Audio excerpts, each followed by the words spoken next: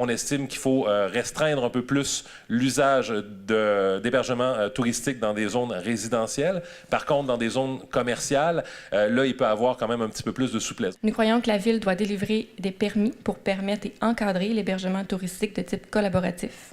Ainsi, un numéro de permis devrait être visible dans l'annonce. Il faudrait interdire que des logements entiers soient réservés principalement à l'hébergement touristique.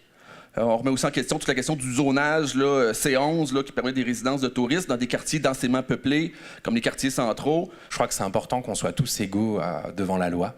Donc on parle des obligations légales qu'on a quand on exploite un établissement hôtelier, donc que ça soit en termes de taxation ou en termes d'obligations légales, de permis, de sécurité.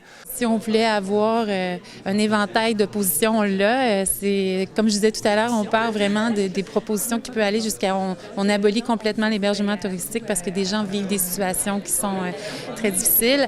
Pourquoi pas faire un projet pilote et l'ouvrir à la grandeur et permettre à tout le monde, à la ville, de faire de l'hébergement. Alors comme vous pouvez voir, c'est vraiment, il n'y a pas de vrai, je peux même pas vous dire un pourcentage plus élevé d'une position ou l'autre, c'est vraiment quelque chose de très, présentement, là, la position, c'est très large là, au niveau des opinions et des dépôts de mémoire. Ce qui arrive, c'est que l'hébergement collaboratif, surtout de type Airbnb, c'est quelque chose d'incontournable, c'est une nouvelle réalité au niveau de l'hébergement.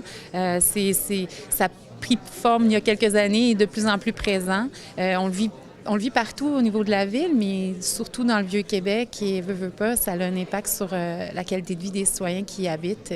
C'est un irritant aussi. Donc, c'est essayer de trouver la bonne réglementation, le bon encadrement pour essayer de satisfaire le plus possible tout le monde. La suite, c'est le comité éventuellement qui va déposer ses recommandations, donc qui devrait se faire au début juin.